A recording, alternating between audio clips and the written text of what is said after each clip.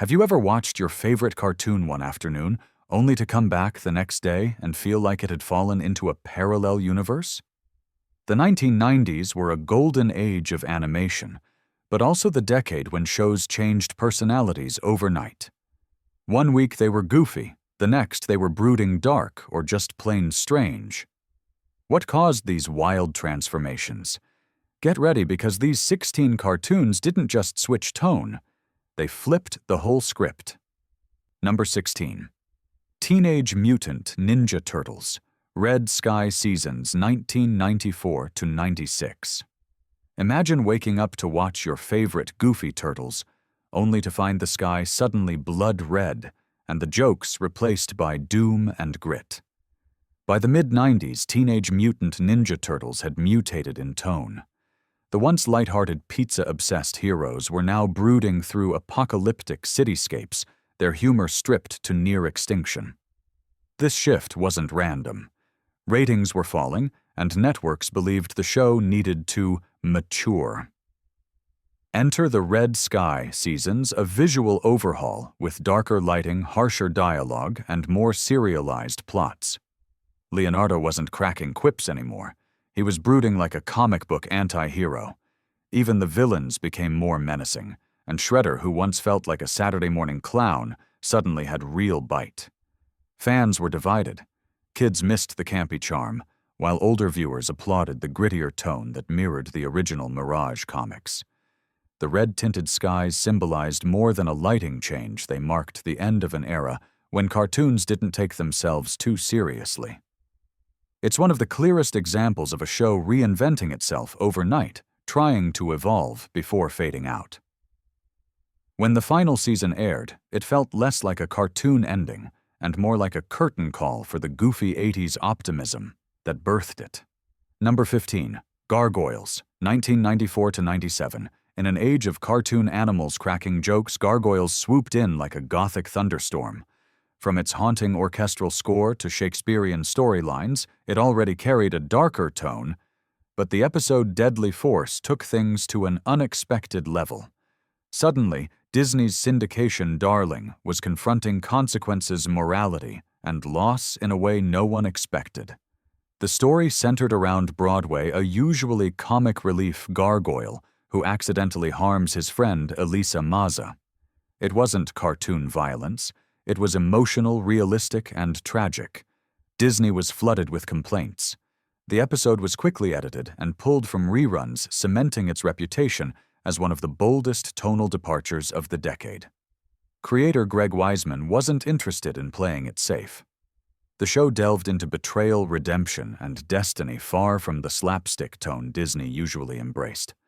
It questioned what it meant to be human, what it meant to protect, and even what justice really was. For kids tuning in after DuckTales or Goof Troop, it was like being handed a Shakespeare play instead of a coloring book. But the gamble worked. Gargoyles developed a cult following and became a case study in how animation could tell mature, emotionally layered stories without losing its fantasy heart. Overnight Saturday mornings got a lot less sunny and much more fascinating. Number 14. Tiny Toon Adventures, One Beer, 1991. Here's one you might not even believe existed. Tiny Toon Adventures, the cheerful spin-off of Looney Tunes, once aired an episode so dark it vanished almost instantly. The segment One Beer starts as harmless parody and ends with the main characters Buster, Plucky, and Hampton learning a lesson in the most shocking way possible. What was supposed to be a goofy morality tale spiraled into a bleak satire. The tone snapped from slapstick to somber in minutes. When it aired, parents flooded networks with outrage. Warner Brothers reacted fast, banning the episode from all future broadcasts. For years, it became urban legend material talked about in hushed tones among fans who swore they'd seen it once. Behind the scenes, the creative team wasn't trying to traumatize kids. They were mocking how TV handled lesson episodes. But they underestimated the audience's shock at seeing beloved cartoon characters face grim consequences. The fallout was swift.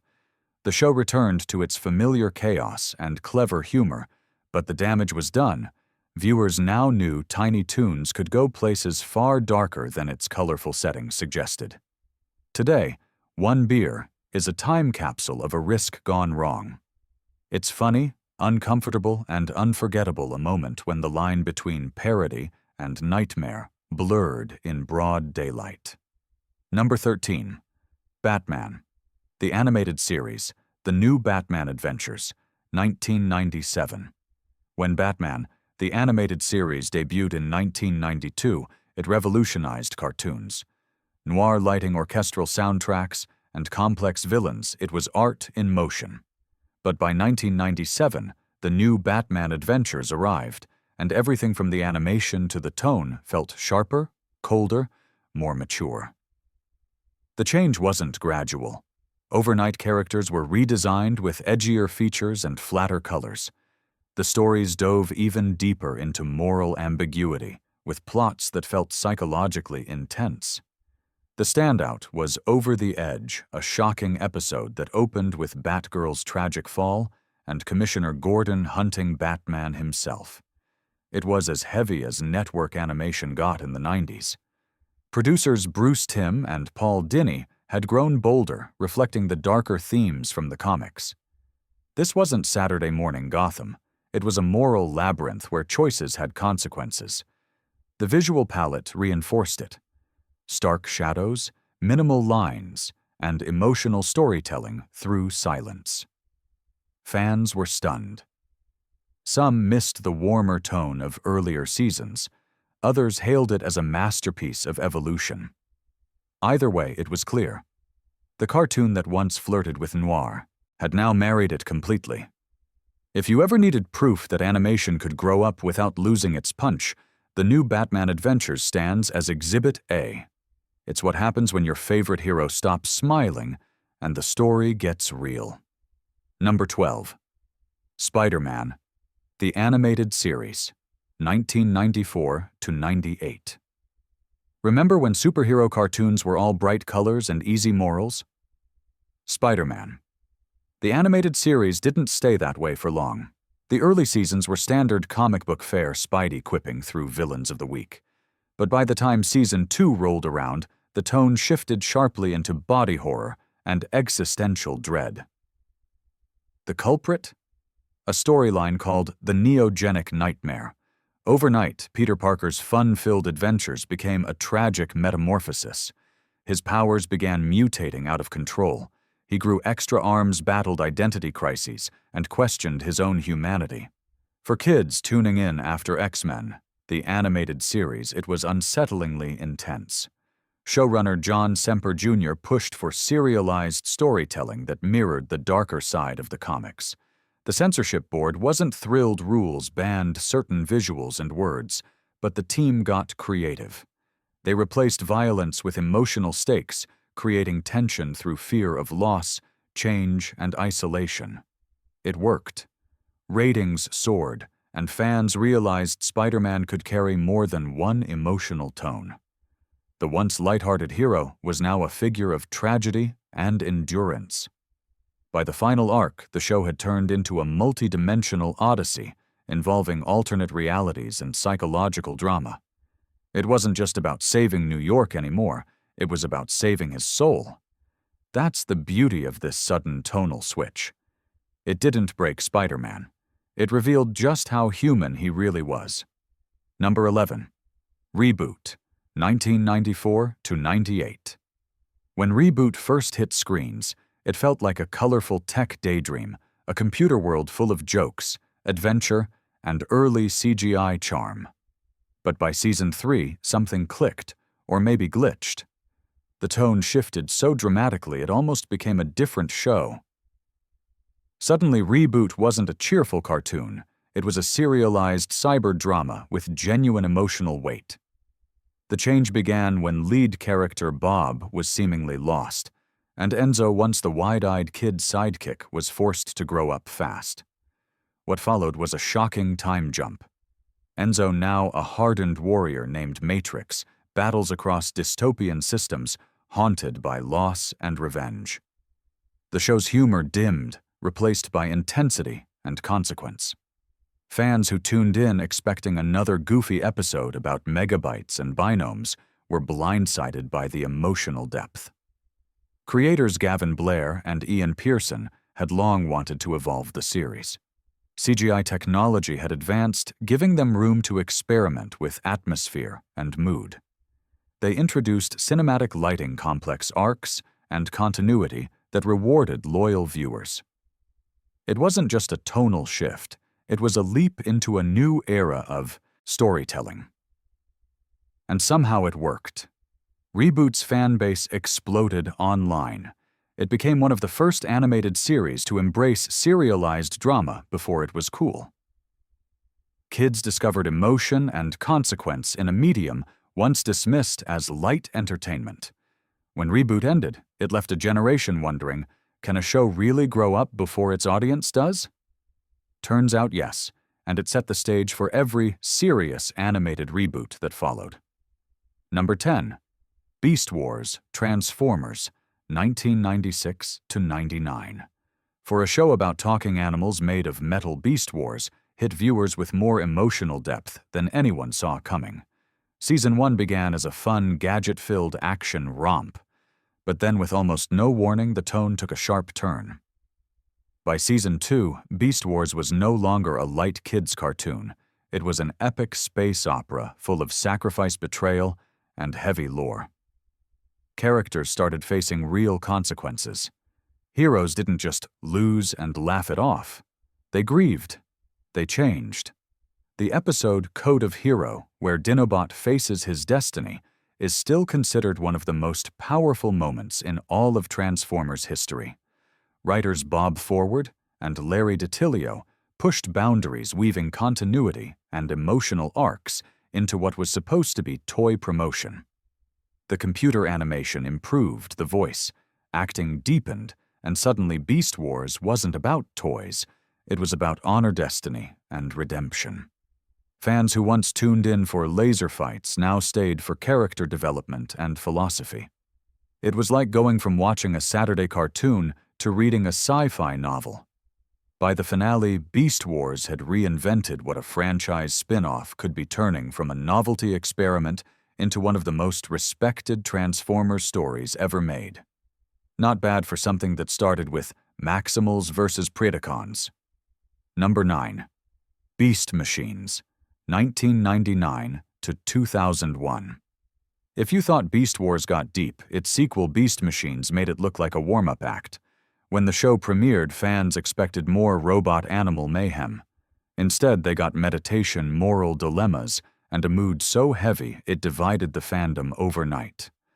The show picked up right where Beast Wars ended, but gone were the lush jungle battles. Cybertron was now a sterile, mechanical wasteland. The Maximals were stripped of their confidence, haunted by questions about faith, identity, and what it meant to be alive. The villains weren't cartoonish.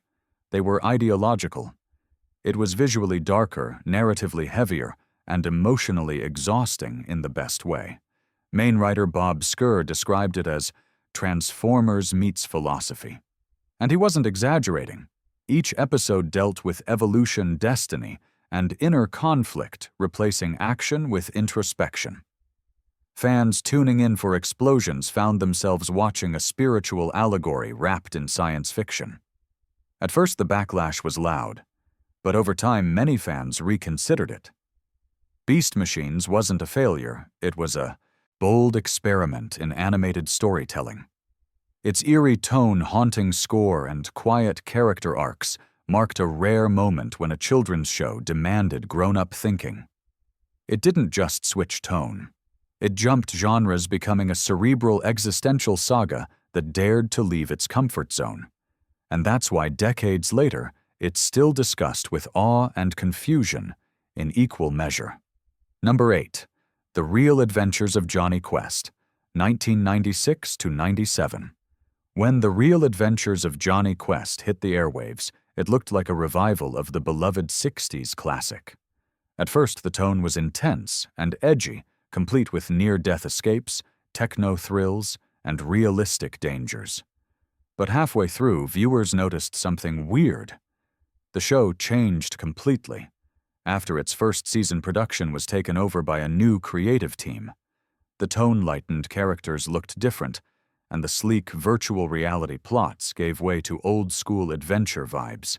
It felt like two different shows spliced together. Season 1 was a high-stakes sci-fi action series. Season 2 became a cheerful family adventure about exploring ruins and solving mysteries. The reason? Behind-the-scenes chaos. Staff changes, budget issues, and conflicting visions meant the network retooled it midstream. They wanted it to feel more like the original Jonny Quest, less edgy, more nostalgic. Overnight, the story arcs reset, and characters even acted like the previous events never happened. Fans were confused, critics were split, and kids who followed the darker first season didn't know what to make of the sudden cheeriness. Still, both halves found loyal audiences.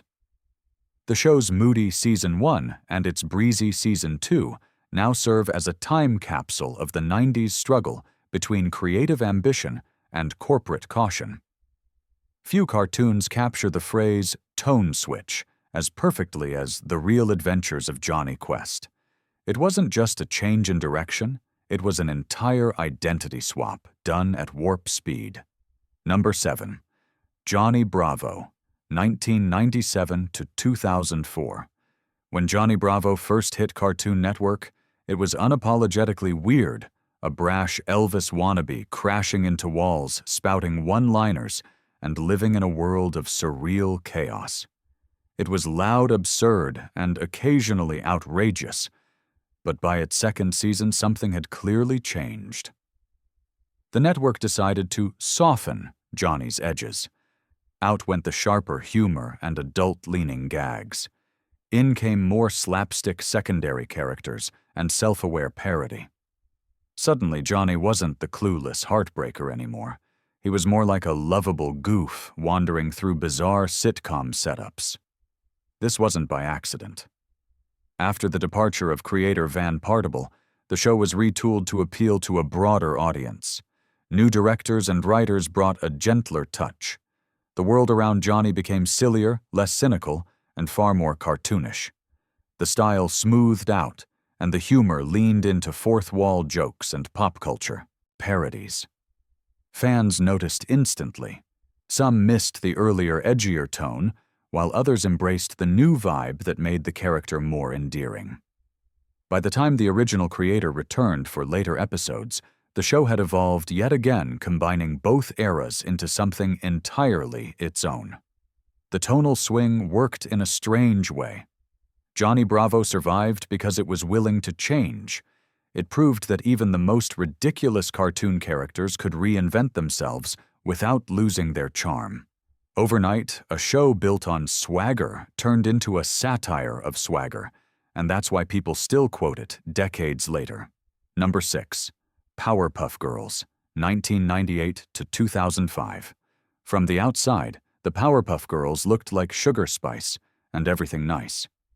But hidden beneath its pastel palette were moments that could shake even adult viewers. 2 episodes in particular, Twisted Sister and Speed Demon, completely flipped the tone of the show overnight. In Twisted Sister, the girls try to create a new teammate only for their experiment to go horribly wrong. What starts as a lighthearted idea turns tragic as the new creation struggles to live and understand love before fading away. Then came Speed Demon, an apocalyptic nightmare where the girls glimpse a ruined Townsville and a haunting version of their old nemesis. Fans were floored. The series had always balanced humor with heart, but these episodes dove into emotional and psychological territory no one expected. Suddenly, the show about kindergarten superheroes felt like a commentary on responsibility and guilt. Creator Craig McCracken and his team weren't afraid to take risks. They proved that a kids' cartoon could explore grief, fear, and moral complexity while still being wildly entertaining.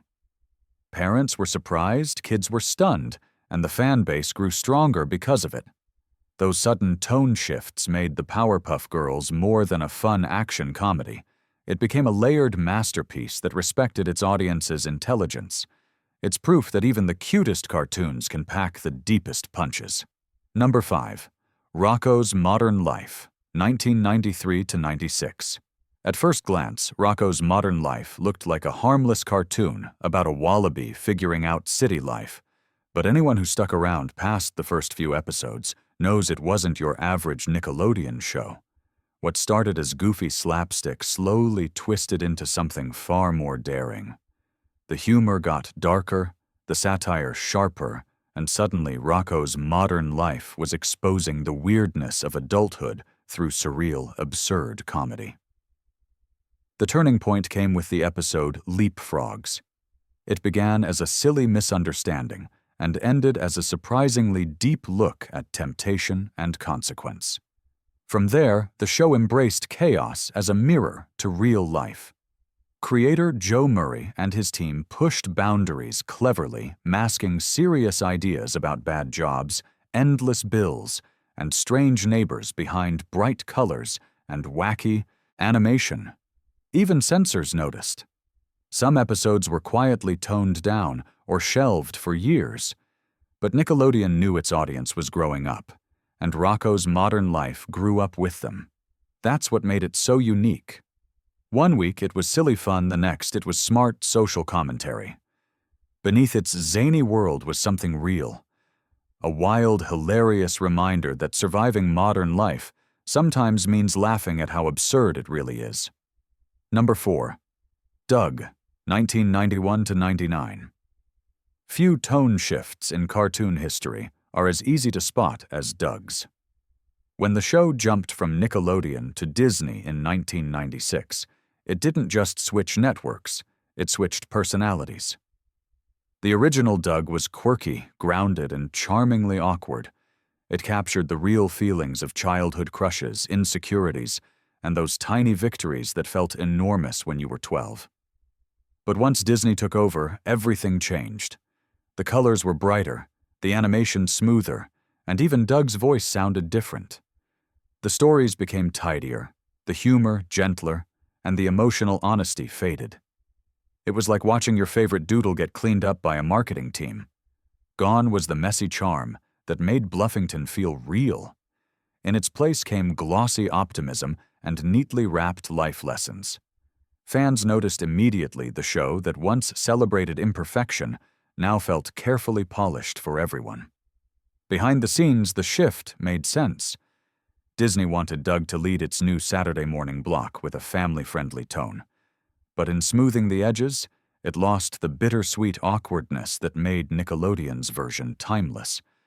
Both versions have their appeal, but when fans say, "I liked the old Doug better," what they really mean is, they miss the version that wasn't afraid to be imperfect, just like growing up itself. Number 3. Pinky, Elmyra, and the Brain, 1998 to 99.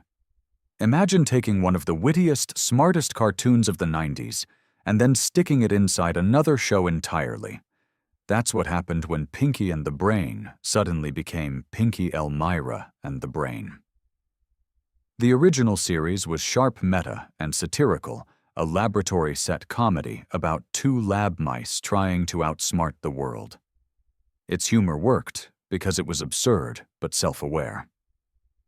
Then, with little warning, network executives decided it needed to appeal to a younger demographic. The result? A bizarre tonal pivot that shoved the genius duo into the care of Elmyra Duff from Tiny Toon Adventures. Overnight, the show's clever pacing and adult wit were replaced by noisy chaos. Even the theme song mocked the decision, admitting, "It's what the network wants, why bother to complain?" That line alone became a running joke among fans. Behind the scenes, creators and writers were frustrated, but they played along, turning the retooling into a meta-commentary about studio meddling. The animation stayed crisp, but the writing shifted toward slapstick. The balance between dark, humor, and silliness tilted completely. Audiences didn't know what to make of it. Longtime fans felt betrayed, while new viewers were confused about why two genius lab mice were suddenly living in a suburban home. The show didn't last long, but it became a perfect snapshot of late 90s network anxiety. In trying to make it more marketable, the studio accidentally turned it into a satire of corporate interference. So while Pinky Elmira and the Brain is often remembered as a misstep, it's also a brilliant case study in what happens when creative vision meets executive panic live in prime time. Number 2. Dragon Ball Z, 1999 Toonami era. For many American fans, Dragon Ball Z's tone shift wasn't slow. It hit all at once the day the voices changed. When Toonami replaced the Ocean Saban dub with Funimation's in-house version in 1999, it felt like waking up to a brand new show. The campy one-liners vanished, the fights were no longer softened, and the atmosphere turned serious. Heavier music thundered beneath the action, and the pacing tightened into pure intensity. What had once been a colorful adventure series suddenly became a mythic drama about courage, destiny, and resilience. This wasn't a simple translation tweak, it was a cultural reset. The new tone restored the emotional gravity of the original Japanese series. Characters bled, failed, and fought not just monsters but themselves. Viewers who expected another round of cartoon heroics instead found something that felt alive, even fragile. Toonami amplified that change-marketing Dragon Ball Z as an ongoing saga rather than a kids' show. Ratings exploded, and suddenly an entire generation was following a story that unfolded like a legend. Kids came for the battles, but stayed for the emotions, the friendships, sacrifices, and quiet moments of strength. That overnight shift transformed Dragon Ball Z from an import curiosity into a cultural cornerstone. It didn't just change anime, it redefined what animated storytelling could be. Number 1. Freakazoid, 1995–97. When Freakazoid first hit the screen, it was meant to be a serious superhero adventure. The idea was simple: a teenage hero battling digital age villains in a slick, high-tech world. But before the first season even aired, everything changed. The tone was rewritten from top to bottom, and what emerged was one of the strangest, funniest, and most unpredictable cartoons of the entire decade. Under producer Bruce Timm Freakazoid began as a dark, stylish action show in the spirit of Batman, the animated series. Then Steven Spielberg's creative team got involved, and the entire concept flipped overnight. Out went the shadows and tension. In came absurdity, self-parody, and breakneck comedy. It was as if Looney Tunes had taken over a superhero series and thrown out the script. The first promos sold a gritty hero story, but the actual show was pure chaos. Rapid-fire gags, fourth wall, breaks, and wild pop culture references. Freakazoid became less about saving the world and more about making fun of everything, including itself. Audiences didn't know what to think, and that's what made it brilliant. Kids expecting action got an explosion of lunacy. Adults got clever, layered humor. The shift turned confusion into cult devotion. In the end, Freakazoid didn't just change tone, it reinvented it. What started as a serious pitch became a landmark of animated absurdity, proving that unpredictability can sometimes be a superpower all its own. So there you have it, 16 90s cartoons that hit the tonal reset button without warning. One day they were comfort food, the next, they were emotional thrill rides or complete chaos. These overnight transformations didn't just shock audiences, they pushed animation forward. Which shift caught you off guard the most?